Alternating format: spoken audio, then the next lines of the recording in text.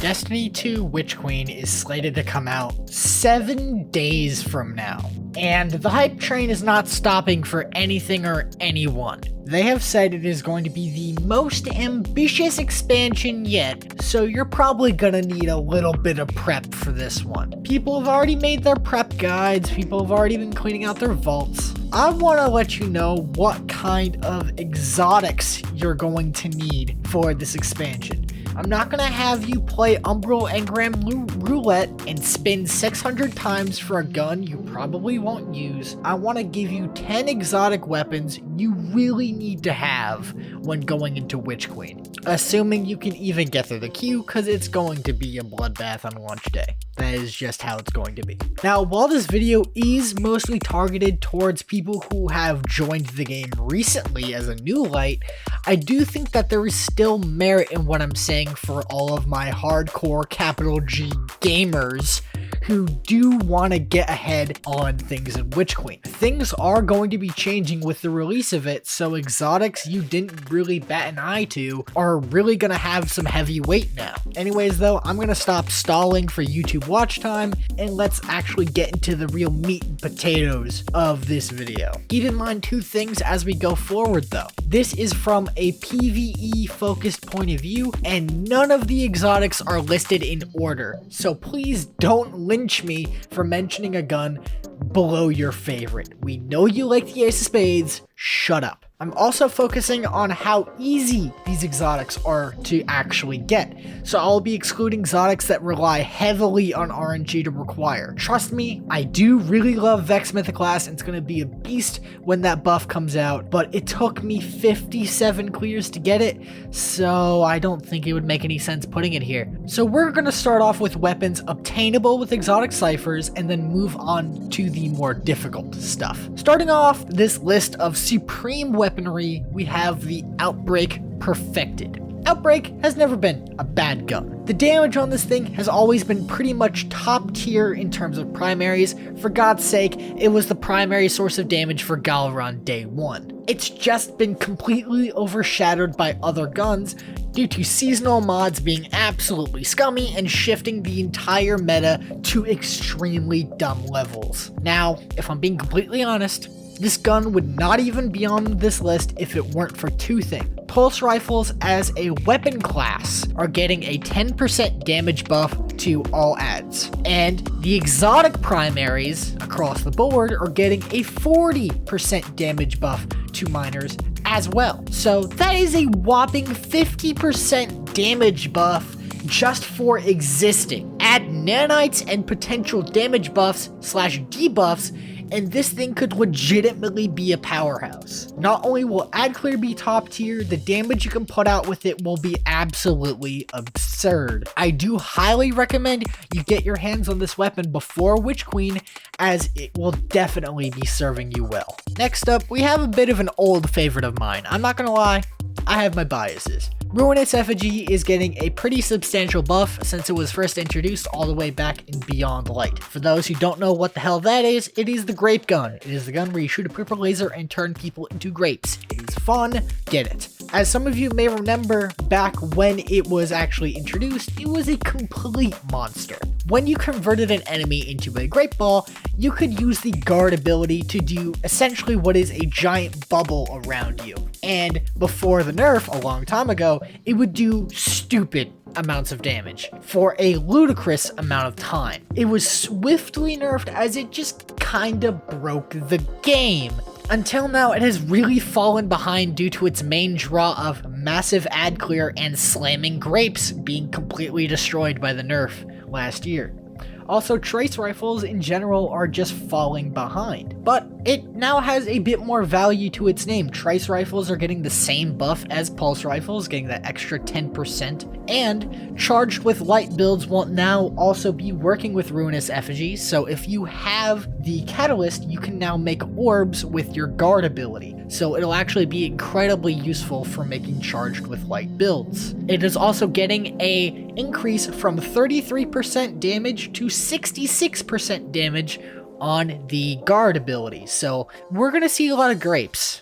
Moving on, we have the Izanagi's Burden. If you were playing during any point in the past couple seasons, you have probably noticed the value of Izanagi's Burden in high-end activities, like your GMs and your raids and your dungeons. It's never been a secret, because if you basically want something dead, you bring in Izanagi. Unless I'm misremembering, this is the weapon with the highest burst damage in the entire game, and it's a special weapon.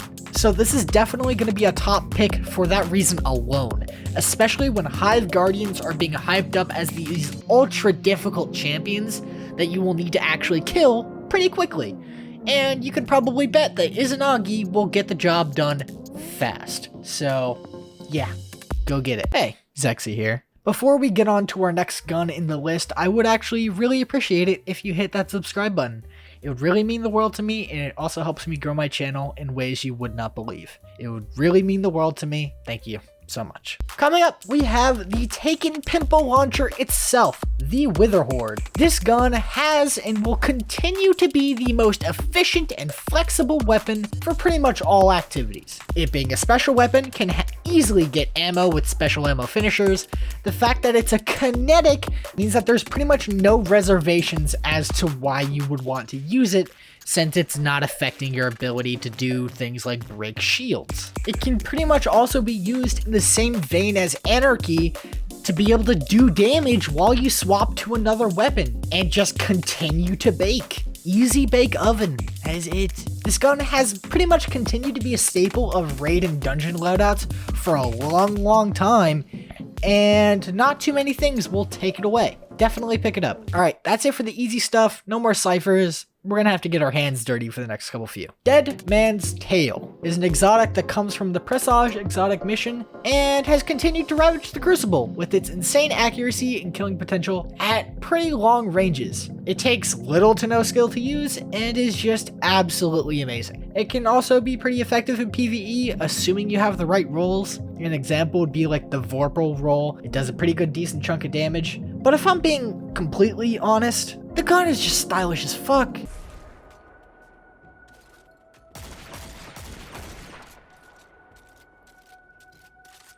And I really like it. The swagger on this gun is unmatched. Presage is also just a really cool mission, and you should be playing it anyway if you haven't already. Just go get it. It's really cool. Now, if you've been keeping up with Season of the Lost, you would know that for the first few weeks, we had a bit of a goose chase. We were chasing down different structures, such as Atlas Skews, to unlock a vault with a pretty neat weapon inside. That weapon is the Ager's Sceptre. For those of you who have not completed that exotic quest, I actually have videos as to where the Atlas Ski locations are, all 5 weeks of them. So if you want to go check that out, I have my videos linked in the description just for you, so you can go catch up on whatever you need to do. Now, Ager's Sceptre is really cool. It is just a colder Coldheart, and with that comes with a crap ton of benefits apparently, because having ice as your damage type seems to be pretty cool. Not only do you have incredible stasis synergy where you can gain supers within a couple of minutes, given that some aspects actually give you super energy for shattering people, and the gun freezes, so it's pretty amazing.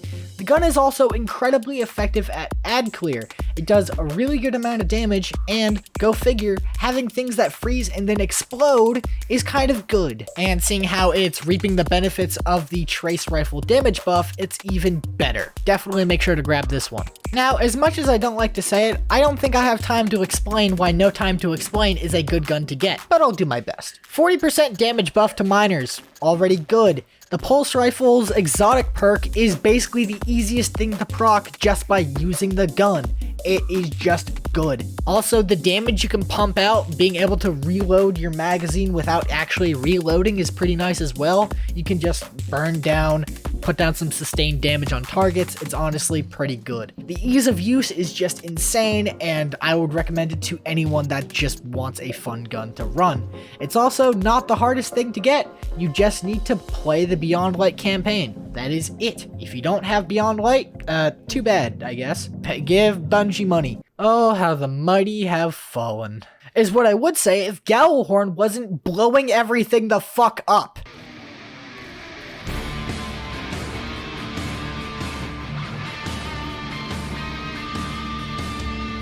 Gjallarhorn returned a month or two ago and is still making a big bang. As far as I know, it will continue being an absolute monster into Witch Queen. The Catalyst is also incredibly powerful, allowing you to fire 2 goddamn rockets at once, because 1 just isn't enough already. So, to get this though, you do have to get a couple steps of the quest done beforehand, and then completing the Grasp of Avarice dungeon, which is already a tall order for some people, but thankfully for you, I have a guide on that. Whoa, it's at the top right there. Whoa, it's pretty cool. If you need a guide for that, go give it a watch. I spent a bit of time making that. Seeing as we are going into Hive-themed DLC, it's only really fitting to bring in a gun powered by a Guardian turned into a Hive. I bring you the Xenophage. The Xenophage is probably the hardest of the weapons to obtain on this list, but if you do manage to push through it, and trust me, you're gonna want to, you will have the best machine gun in the game at this current time. Why is it good? You probably already know, but I'm gonna say it anyway. It has insane burst damage and ammo. No brainer, it is just good. And it's also, not too long ago, it received a buff, so its damage is even better. Also, it's just a good gun. It has plenty of ammo to spend. It's a machine gun, so you already get a good amount of ammo on brick pickups. It's just a good gun. So I highly recommend you get that when you can. Now, this is the last one on the list. It's not a meme. I'm actually serious. Tractor cannon. Again, completely serious. The boop cannon is something special in my eyes, and especially what we're being given up in Witch Queen, it's actually going to become a pretty big powerhouse and very essential in my eyes. The weapon is already powerful as it is, being able to fling enemies across the stratosphere, as well as giving them a debuff to make them just hurt a little bit more. While that's cool and all, and some people tend to forget, it does have the ability to act as a suppressor and shut down supers and abilities. In Crucible, it doesn't really matter because people are getting too busy being repurposed as a new coat of paint on the wall when you're done with them. But with Hive Guardians, it's going to be a completely different thing.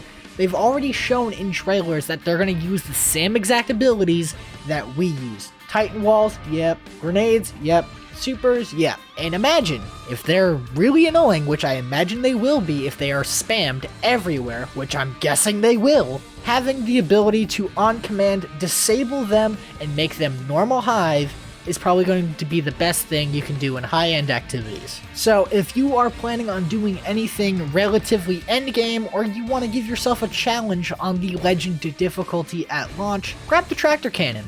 I think it's going to do you pretty well.